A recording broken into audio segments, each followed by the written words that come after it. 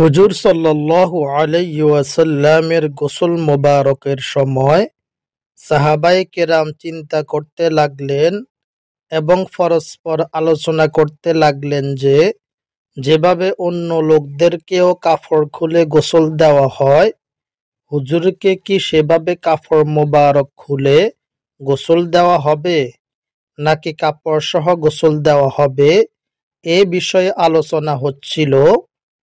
হঠাৎ সবার উপর ঘুমের আবির্ভাব হলো এবং সবার মাথা বুকের উপর ঝুঁকে পড়ল।